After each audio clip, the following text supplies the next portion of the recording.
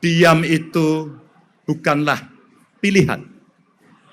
Dan bicara, ungkapkan, dan laporkan praktek-praktek tidak baik yang akan mencederai demokrasi.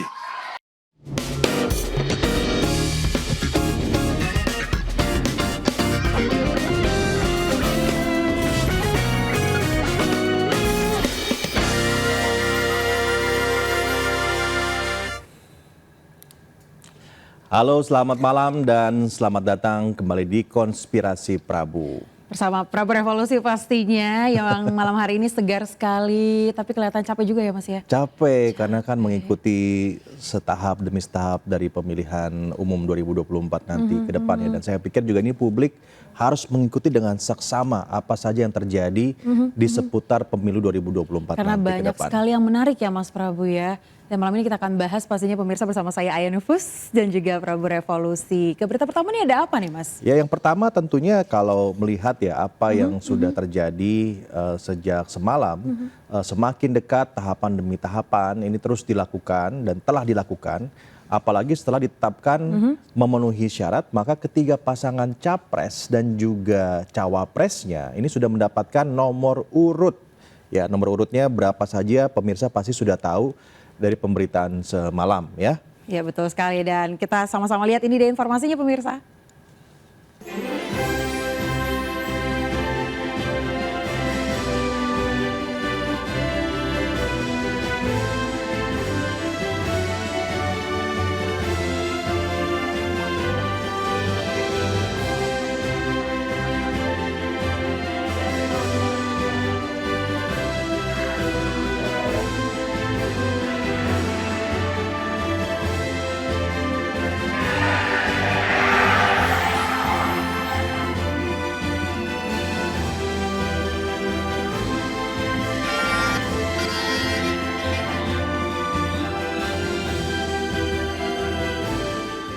Ya, Ayah dan pemirsa, kemarin kan perhatian masyarakat tertuju pada acara pengundian nomor urut Capres dan Cawapres 2024. Dan banyak hal yang menjadi bahan diskusi di tengah masyarakat. Yang pertama dan utama tentunya nomor urut. Akhirnya kan publik tahu nomor urut masing-masing dari Capres dan juga Cawapres. Ya. Betul sekali dan kita lihat juga nomor urutnya ada 1, 2, 3, mana Ganjar juga dapat nomor 3. Dan ini kalau kita lihat apakah menurut Mas masih ada nih nomor keramat? Nomor keramat. Iya, banyak yang beredar di media sosial terkait dengan nomor keramat nih. Kayaknya udah nggak ada lagi ya Mas ya. Saya pikir sebenarnya semua nomor pasti sama ya, namun kemudian bisa dicari konteksnya kepada masing-masing capres dan juga cawapres. Tinggal yang perlu masyarakat pikirkan dan juga tentu utamakan adalah melihat masing-masing gagasan, komitmen, rekam jejak dari masing capres cawapres instead of melihat nomor urutnya. Betul sekali. Jadi pemirsa kita sekarang harus mulai pintar ya untuk memilah informasi.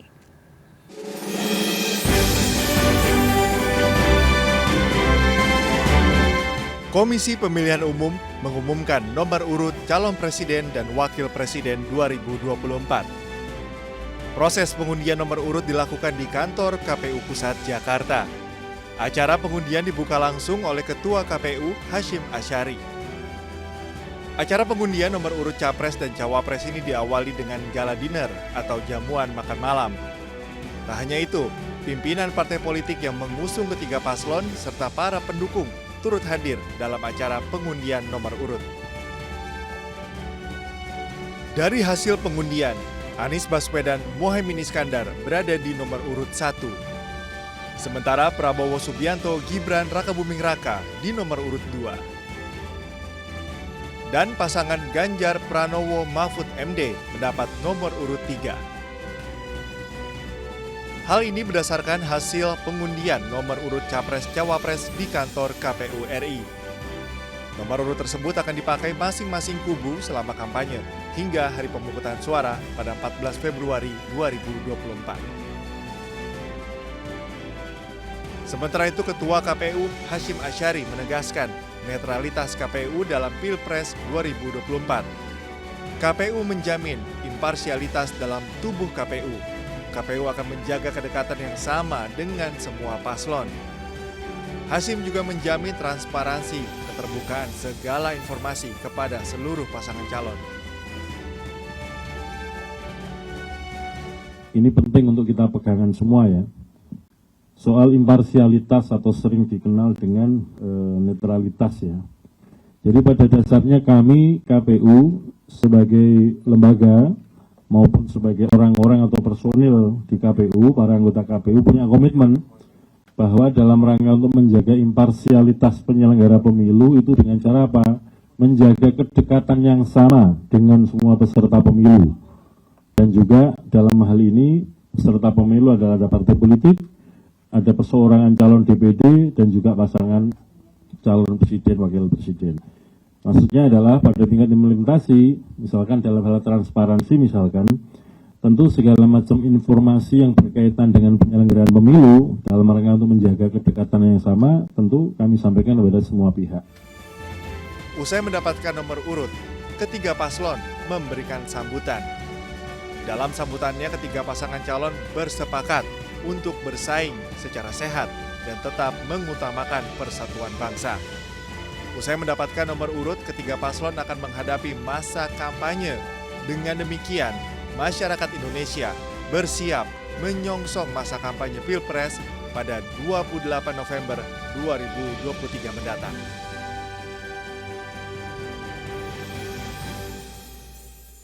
Nah, peta kekuatan Capres-Cawapres juga menjadi topik bahasan menarik di tengah masyarakat. Bahkan juga para tim ses paslon kerap memperhatikan hal ini untuk sekedar intip-intip kekuatan lawan seperti apa. Nah betul sekali Mas Prabowo, sekarang kita langsung intip aja nih pemirsa kekuatan para paslon Capres dan juga Cawapres.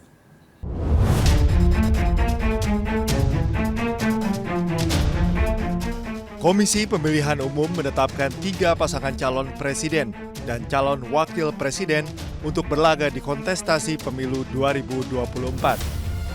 Ketiganya yang dinyatakan memenuhi syarat adalah pasangan Ganjar Pranowo Mahfud MD, pasangan Prabowo Subianto Gibran Rakabuming Raka, dan pasangan Anies Baswedan Muhaimin Iskandar. Capres Ganjar Pranowo Mahfud MD diusung 4 partai politik meliputi PDI Perjuangan 128 kursi, P3 19 kursi, Perindo, dan Hanura. Total jumlah kursi partai politik pengusung Ganjar Mahfud adalah 147 kursi. Capres Prabowo Subianto Gibran Rakabuming Raka diusung Partai Koalisi Indonesia Maju, meliputi Partai Gerindra yang mengisi 78 kursi di parlemen, Golkar 85 kursi, Demokrat 54 kursi, PAN 44 kursi, serta partai non-parlemen diantaranya PSI, Partai Gelora, PBB, dan Partai Garuda. Total jumlah kursi partai politik pengusung Prabowo Gibran adalah 261 kursi. Sedangkan paslon Capres-Cawapres Anies Baswedan Muhaimin Iskandar diusung Partai Koalisi Perubahan, diantaranya Nasdem 59 kursi, PKB 58 kursi, PKS 50 kursi, dan Partai Umat. Total jumlah kursi partai politik pengusung paslon Amin adalah 167 kursi. Ya, pemirsa, pemilihan presiden itu sudah dimulai ya, yang secara langsung tahun 2024 silam.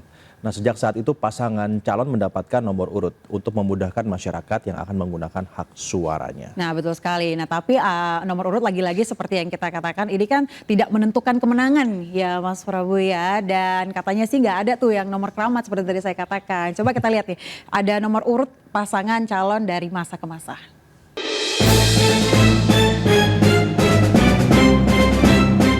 Pada Pilpres 2004, terdapat 5 pasangan calon. Nomor urut 1, Wiranto Salahuddin Wahid. Nomor urut 2, Megawati Soekarno Putri Hashim Muzadi. Nomor urut 3, Amin Rais Siswono Yudhoyono. Nomor urut 4, Susilo Bambang Yudhoyono Yusuf Kala. Nomor urut 5, Hamzah Has Agung Gumelar. Pilpres berlangsung 2 putaran dan pasangan SBY-JK keluar sebagai pemenang. Sementara pada Pilpres 2009, jumlah paslon berkurang menjadi 3 paslon, yakni nomor urut 1 Megawati Soekarno Putri Prabowo Subianto, nomor urut 2 Susilo Bambang Yudhoyono Budiono, nomor urut 3 Yusuf Kala Wiranto. Pada Pilpres 2009, pasangan SBY Budiono keluar sebagai pemenang.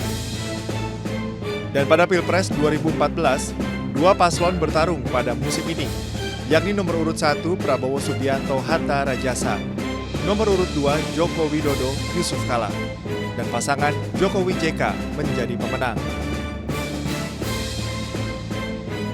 Hingga Pilpres 2019, dua pasangan juga bertarung menjadi orang nomor 1 di Indonesia, yakni nomor urut 1 Joko Widodo Ma'ruf Amin, nomor urut 2 Prabowo Subianto Sandiaga Uno.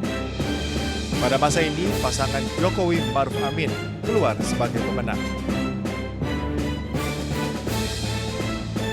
Nah, selanjutnya juga terkait dengan kemarin nih Mas Prabu ya, setelah mendapat nomor urut, ketiga pasangan ini memberikan pidatonya. Nah, masing-masing pidato ini menyinggung soal dugaan kecurangan pemilu nih Mas. Ya, seperti paslon nomor urut 3, Ganjar Mahfud sempat menyinggung soal dinamika politik saat ini yang dianalogikan sebagai drama Korea yang sangat menarik.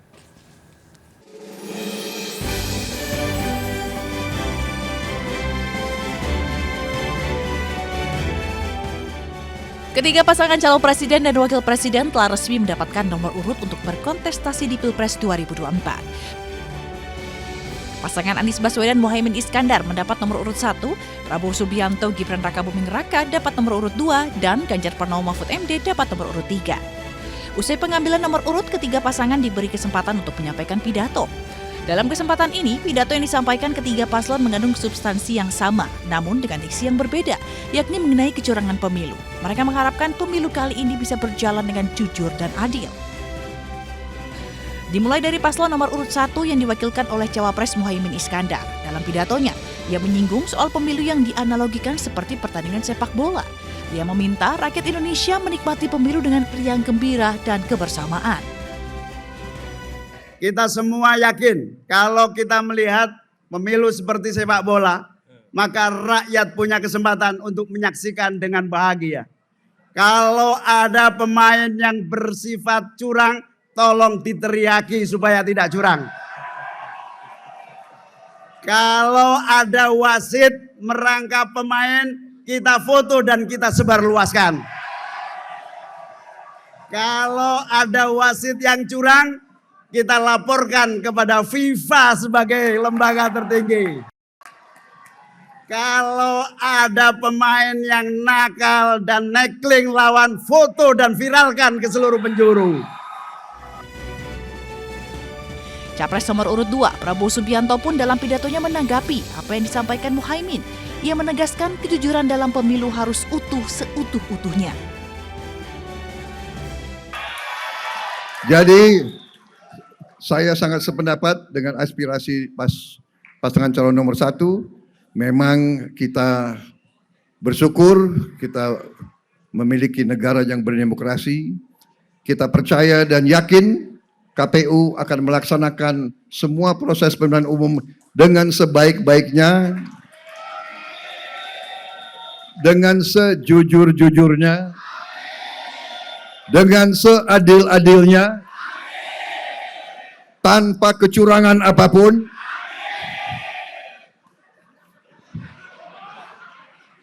Karena kalau melaksanakan pemilu yang curang, mengkhianati bangsa dan rakyat Indonesia. Sepakat dengan dua pasangan sebelumnya, Ganjar juga menyampaikan pentingnya kegembiraan saat pemilu. Capres nomor urut 3 ini menyampaikan curahan hatinya yang merasa disuguhkan drakor yang sangat menarik. Ganjar juga menyampaikan sejumlah harapan, salah satunya mengenai kepastian bahwa demokrasi berjalan jujur dan adil serta jauh dari KKN. Dari ketiga pidato tersebut, pengamat politik Gun Gun Herianto menilai ketiganya menyampaikan pidato yang sama secara substansi. Mereka menginginkan pemilu kali ini berlangsung jujur dan adil.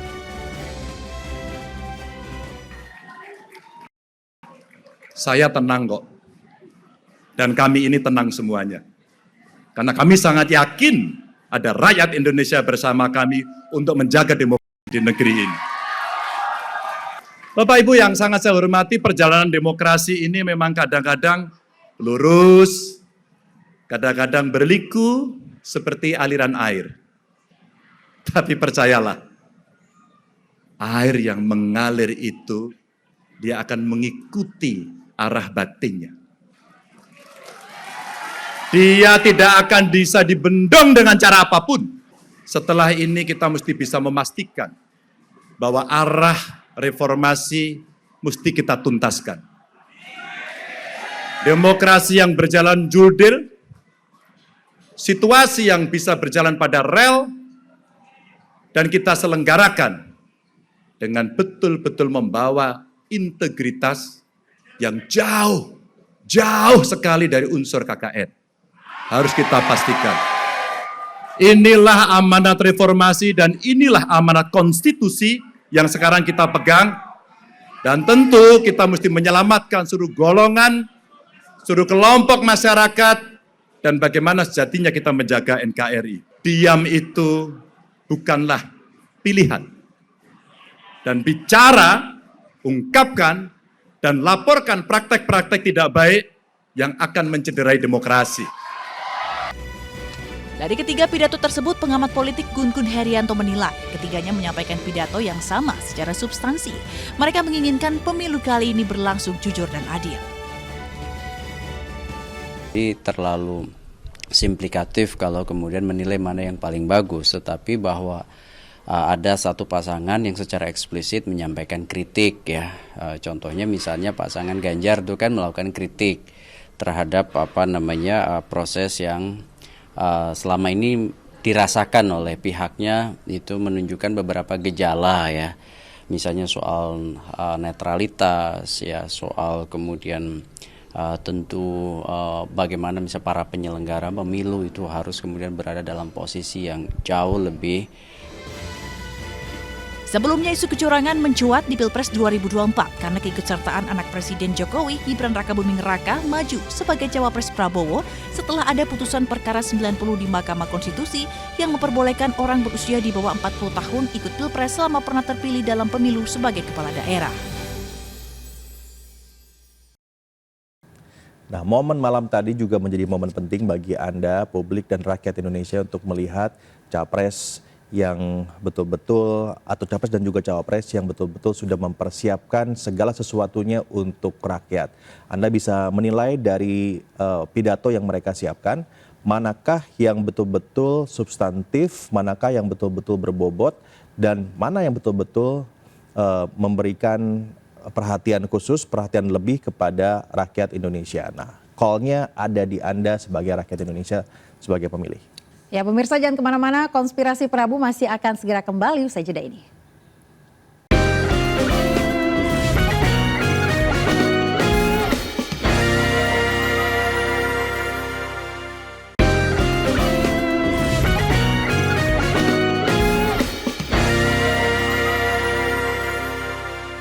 Ada satu lagi yang menarik pada acara pengundian nomor urut capres dan cawapres kemarin ya. Jadi ada momen di mana Kaisang, anak Presiden Jokowi itu sungkem berlutut ke Ketua PD Perjuangan Megawati Soekarno Putri. Nah, jadi pas sungkem ini Kaisang ditemani oleh kakaknya Gibran Rakabuming Raka. Nah, ini yang jadi permasalahan juga dan cukup rame di media sosial nih Mas. Katanya Bu Mega ini tidak merespon salamannya Kaisang. Padahal sebelumnya ada juga video yang beredar ini bahwa Bu Mega ini sudah bersalaman baik dengan Gibran maupun Kaisang. Nah, coba kita lihat ini dia videonya.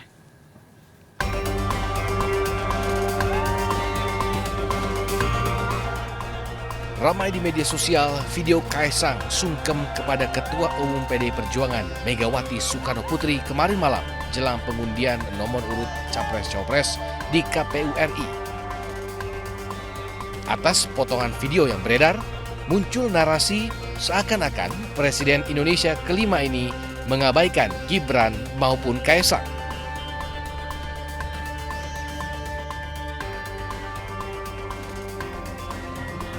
Padahal dari video amatir yang beredar, tampak tidak ada penolakan dari Megawati Soekarno Putri. Secara jelas, video ini memperlihatkan bahwa Megawati menerima dan menyalam baik Gibran maupun Kaisang dengan senyuman. Selain Megawati, Ketua Umum Partai Hanura Usman Sabtaodang atau Oso turut menyalami kedua putra Jokowi ini. Ini juga menjadi sebuah catatan penting bagi publik ya di sosial media ataupun juga dimanapun Anda berada untuk betul-betul bisa pintar melihat informasi yang beredar. Kita sekarang sudah sepakat bahwa akan menyelenggarakan pemilu dengan cerdas, bertarung gagasan, dan bukan menyebarkan hoax. Seperti video yang tadi beredar itu tentu itu jelas merupakan sebuah framing ya, karena hanya dipotong bagian di mana ada satu peristiwa yang menguntungkan salah satu pihak. Nah, ini penting bagi siapapun yang menyebarkan informasi untuk merecek dulu informasinya agar tidak salah memberikan persepsi kepada publik. Karena sekali berita hoax itu tersebar, maka kecepatannya 20 kali lebih cepat dari konfirmasinya. Jadi penting sekali untuk kita merecek lagi, melihat lagi secara lebih cerdas apakah informasi yang Anda sebarkan, informasi yang Anda buat itu benar atau tidak. Nah, buat yang membuat informasinya atau untuk yang memproduksi informasinya, ayo kita sama-sama sepakat bahwa kita bertarung gagasan, jangan bertarung konten-konten yang memang tujuannya untuk menyudutkan satu paslon tertentu. Sekali khususnya untuk Gen Z dan juga milenial ya Mas, ya katanya punya suara cukup besar pada pemilu 2024 mendatang. Pastinya, ya Mas? jadi dalam pemilihan umum 2024 mendatang, suara Gen Z dan milenial ini menjadi kelompok demografi yang sangat penting dan oleh karena itu kesadaran dan juga partisipasi politik dari Gen Z akan menentukan siapa pemimpin Indonesia untuk 5 tahun ke depan. Nah, karena pemilih mudanya banyak, jadi pendekatannya juga dinilai ini harus menyesuaikan dengan generasi sekarang. Jadi biar masuk nih Mas ya, biar anak muda sekarang melek politik ya bahasanya ya.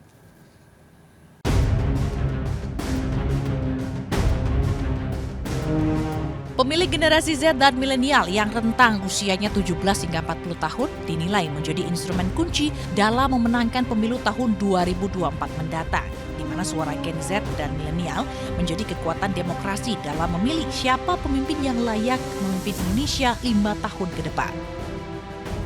Jika merujuk pada data Lembaga Survei Center for Strategic and International Studies CSIS pada Agustus 2022, bahwa komposisi suara Gen Z dan milenial sebagai peserta pemilu 2024 mendekati angka 60% di 34 provinsi di Indonesia.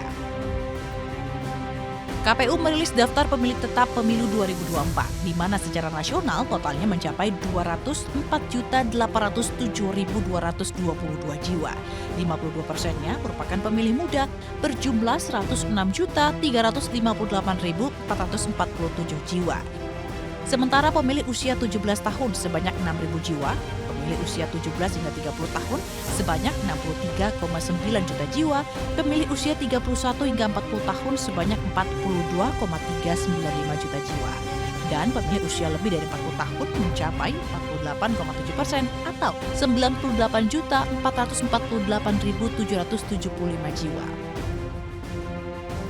Dengan demikian, kesadaran dan partisipasi politik dari milenial dan Gen Z harus diperhatikan untuk menilai para kontestan pemilu dari berbagai sudut pandang. Diharapkan para Gen Z dan milenial sebagai peserta pemilu 2024 yang mendominasi suara pada pemilu 2024 harus dapat melihat dengan terang benderang kualitas sosok figur politik yang akan dipilih sehingga suara rakyat yang disebut suara Tuhan dapat dipertanggungjawabkan secara moral dan tumbuh kembang demokrasi politik di Indonesia akan semakin berkualitas dan sehat.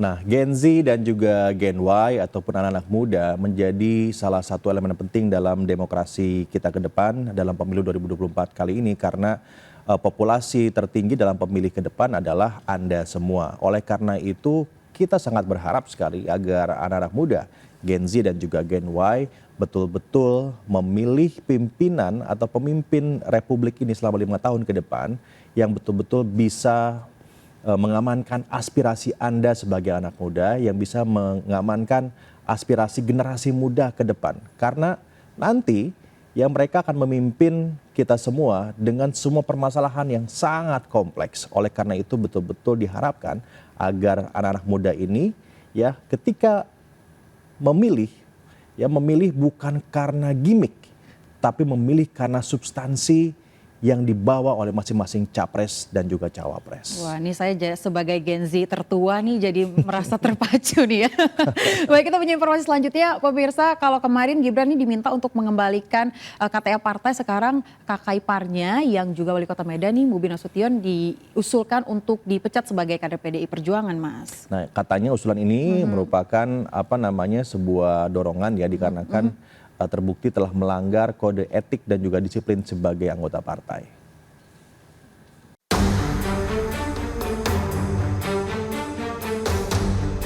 Dewan Pimpinan Cabang Partai Demokrasi Indonesia Perjuangan atau DPC PDIP Kota Medan resmi mengusulkan pemecatan Bobi Nasution sebagai kader partai. Usulan pemecatan Bobi Nasution sebagai kader PDIP tersebut tertuang dalam surat DPC PDIP Kota Medan tertanggal 10 November 2023 yang ditandatangani oleh Ketua DPC PDIP Kota Medan Hashim dan Sekretaris Robi Barus. Ketua DPC PDIP Kota Medan mengatakan PDIP Kota Medan hanya mengusulkan atau merekomendasikan pemecatan Bobi Nasution sebagai kader PDIP. Masalah pemecatannya nanti itu merupakan kewenangan DPP PDIP. Usulan pemecatan Bobi Nasution sebagai kader PDIP dikarenakan DPC PDIP Kota Medan melihat Bobi Nasution tidak mematuhi dan tidak memenuhi syarat sebagai anggota partai dengan melanggar kode etik dan disiplin sebagai anggota partai.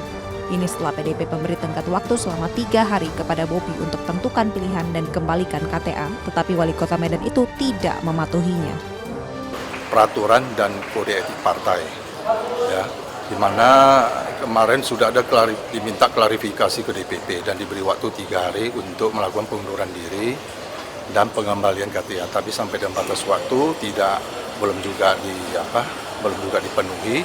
Maka kami dari DPC membuat surat untuk pemberitahuan kepada beliau bahwasannya dengan tidak lagi mematuhi peraturan dan keputusan partai, artinya ada kode etik dan ketentuan disiplin partai yang tidak dipenuhi, tidak jalankan, maka beliau itu tidak memenuhi syarat lagi sebagai anggota PDI Perjuangan.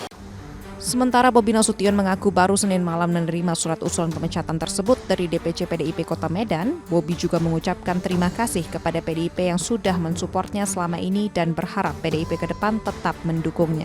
Terima kasih kepada PDI Perjuangan yang sampai dengan hari ini juga mensupport saya di pemerintahan Kota Medan, yang mudah-mudahan ke depannya terus mensupport.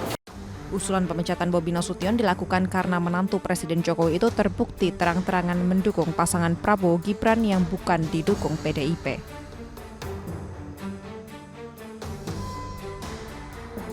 Ya pemirsa jangan kemana-mana, konspirasi Prabu masih akan segera kembali usai jeda ini.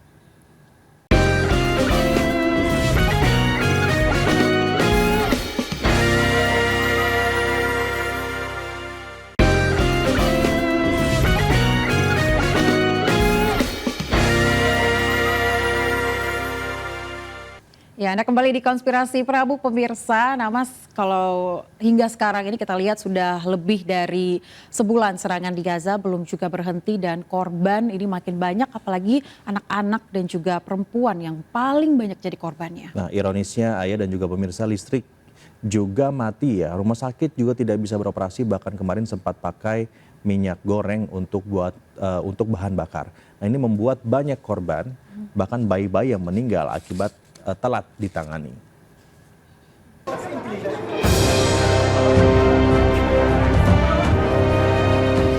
Kondisi di Rumah Sakit Al-Shifa, rumah sakit terbesar di Gaza, cukup mengerikan dan berbahaya.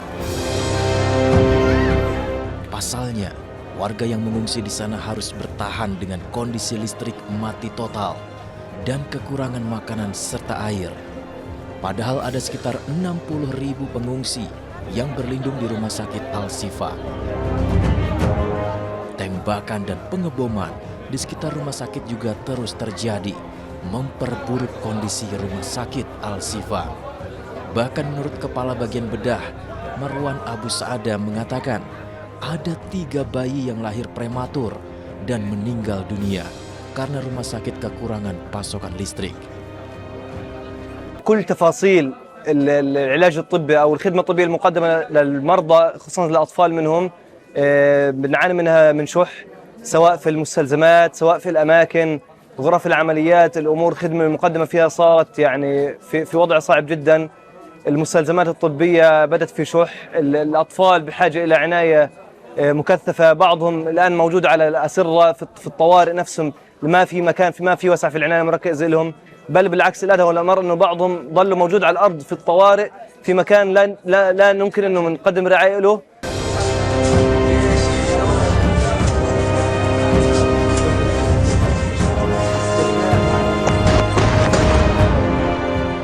Tidak hanya di Rumah Sakit Al-Shifa, kawasan Rumah Sakit Indonesia yang berada di bagian utara Gaza juga tidak luput dari serangan Israel.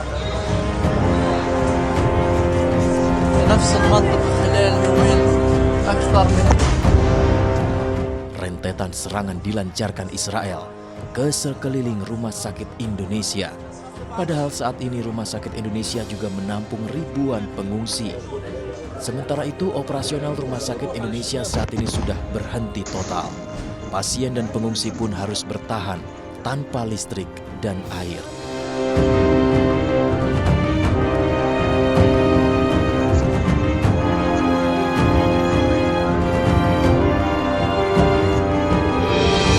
Hampir 50 orang jurnalis meninggal dunia akibat serangan Israel ke Gaza. Bahkan saat ini tentara Israel sudah masuk ke area salah satu yang seharusnya tidak bisa disentuh ketika peperangan, yaitu rumah sakit. Dalam hal ini adalah Rumah Sakit Al-Shifa. Ya nggak kebayang ya pemirsa dan juga Mas Prabu, begitu kita ada di zona perang, mana hidup kita ini di bawah teror, tapi harus tetap memberikan informasi kepada dunia. Ini sesuatu yang berat ya tentunya bagi kita para jurnalis. Ya, kita semua sedih. Karena rekan-rekan jurnalis yang gugur di medan perang, tapi bukan hanya jurnalis saja yang diserang. Israel juga menargetkan tenaga medis, di mana tenaga medis ini menjadi lini terdepan untuk membantu para korban. Kalau tidak ada tenaga medis, maka kita juga akan kebingungan siapa yang akan membantu para korban. كان هناك عدة غارات في شمال القطاع.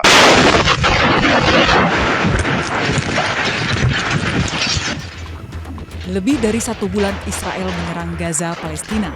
Jurnalis di Gaza harus bertugas di bawah teror.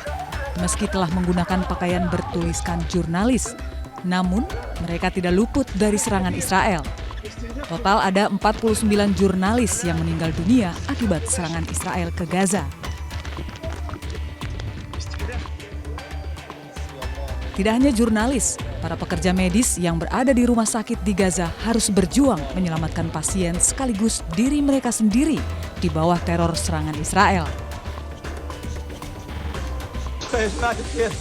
Salah satunya di rumah sakit terbesar di Gaza, Rumah Sakit Al-Shifa. Serangan Israel menyebabkan sejumlah bagian rumah sakit rusak berat. Rumah Sakit Al-Shifa pun hingga kini sudah tidak beroperasi penuh lantaran generator listrik kehabisan bahan bakar dan mati total. Akibatnya, sedikitnya 34 pasien, di mana 7 diantaranya adalah bayi yang lahir prematur, meninggal dunia saat dirawat di Rumah Sakit Al-Shifa. Kebanyakan dari mereka adalah pasien unit gawat darurat yang tidak bisa bertahan setelah listrik di rumah sakit mati. Serangan ke rumah sakit di Gaza memicu reaksi internasional. Amerika Serikat selaku sekutu utama Israel juga meminta serangan ke rumah sakit dihentikan. The president has just said, and what I've said is that we do not want to see firefights in hospitals. We want to see patients protected. We want to see hospitals. Hospitals should be protected. Hospitals should be able to run effectively so that medical care can be given to patients. Hingga kini, Israel masih bersikeras bahwa Hamas menggunakan bawah tanah rumah sakit sebagai pusat komando. Padahal Hamas dan Direktur Rumah Sakit Al-Shifa dan Rumah Sakit Indonesia telah membantah klaim Israel tersebut.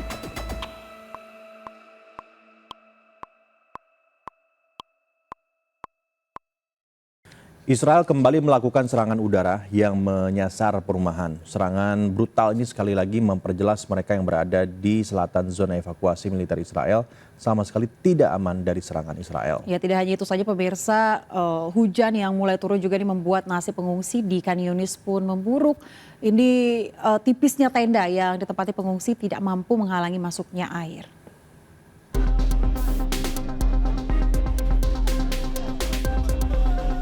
Nasib para pengungsi di Khan Yunis memburuk ketika hujan mulai turun mengingat tidak adanya perbekalan dan keamanan. Dengan dimulainya musim dingin, para pengungsi kini tinggal di tenda-tenda yang tidak memiliki kebutuhan dasar untuk hidup. Tempat berteduh untuk menghalangi masuknya air hujan juga tidak dapat melindungi dari hawa dingin. قصف المعسكر الدور كلهن قصفوه ما دخلوش ولا دار كله نسف عن ابو جانب في الشدور طلعنا نجري زي ما انت شايف في الاواعي الصلاه فيش يعني ما خدناش معنا شيء كله هذا الكعش اللي من هنا شرنا وجبنا ولملمنا حالنا من هنا وهنا الاسعار نار يعني ثلاثه الاشي مضاعف هان ببيعوا يعني الناس. طلعنا وقعدنا في هالعريشه بيجي هانت اكثر من 80 نفر فيها كلهم اطفال. شايف انت يعني عرمل وكلهم بيناموا عرمل الاطفال معهم نزلات معويه مش لاحقين نجري فيهم نتج واسهال وسخانه. Anak-anak pengungsi juga menderita penyakit akibat perubahan cuaca dan kondisi kehidupan yang keras. Lebih dari 2/3 penduduk Gaza yang berjumlah 2,3 juta jiwa telah meninggalkan rumah mereka sejak perang dimulai. Kota Gaza, wilayah perkotaan terbesar di wilayah tersebut, adalah fokus serangan Israel dengan dalih menghancurkan pejuang Hamas.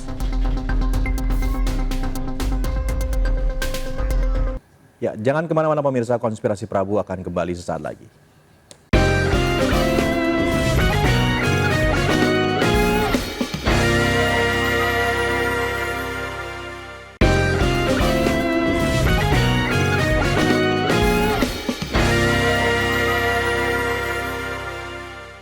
Ya, ayah hari yang ditunggu-tunggu buat para pecinta Coldplay atau Coldplayers Indonesia akhirnya tiba malam hari ini ya, ketika mereka konser di Indonesia untuk pertama kalinya.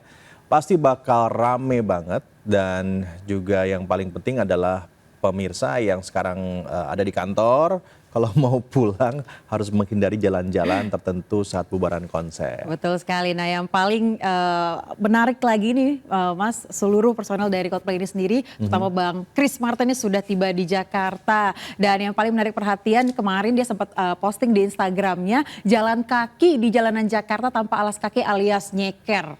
Nah, jadi aksi Bang Chris ini viral di sosial media.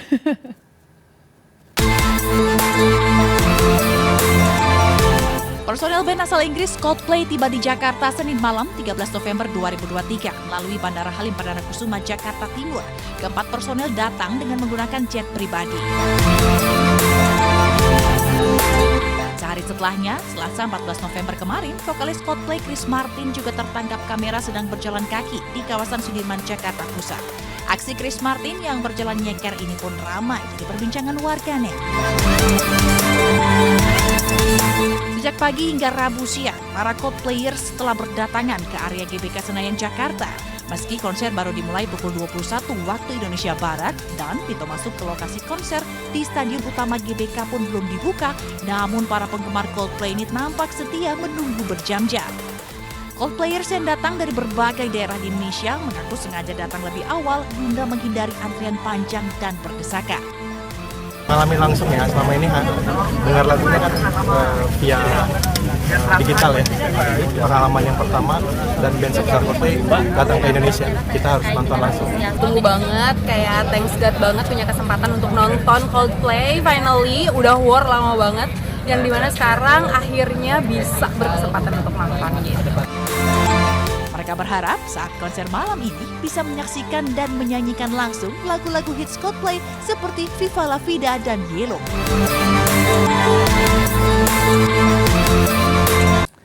Kemarin Indonesia menahan imbang Panama 1-1 ya pada laga lanjutan grup Piala Dunia, grup A Piala Dunia U17 di Gelora Bung Tomo, Surabaya, Jawa Timur. Dan selanjutnya Garuda Asia ini akan melakoni laga hidup mati melawan Maroko Kamis besok. Ya, semoga yang pastinya menang ya Mas. Kalau kita lihat ini stamina dan juga performa dari U17 kita sangat luar biasa. Selanjutnya Timnas U17 Indonesia akan menjalani laga terakhir kontra Maroko sebagai laga hidup mati. Matchday ketiga melawan Maroko kembali akan digelar di Stadion Gelora Bung Tomo 16 November mendatang. Pertandingan pertama, pertandingan kedua, sekarang kan sudah kelihatan progresnya. Pemain juga lebih enjoy, lebih lepas, tidak panik seperti di pertandingan pertama karena pembukaan Piala Dunia. Harus yakin, ya kita sudah terlanjur basah nih. Kita bisa kok, bangsa Indonesia bisa, ya bersaing dengan Ekuador yang notabene langganan Piala Dunia di semua level. Ya, Panama juga bagus. Ya, nanti Maroko mereka bagus, ya kita harus maksimal lagi. Indonesia harus menang dari Maroko agar otomatis lolos ke babak 16 besar Piala Dunia U17 2023. Namun jika kembali menuai hasil seri, Garuda Asia masih berpeluang lolos sebagai salah satu dari 4 tim peringkat ketiga terbaik. Dari Surabaya, Jawa Timur, Putu Bagus, Aulia Syah Ramadan, iNews melaporkan.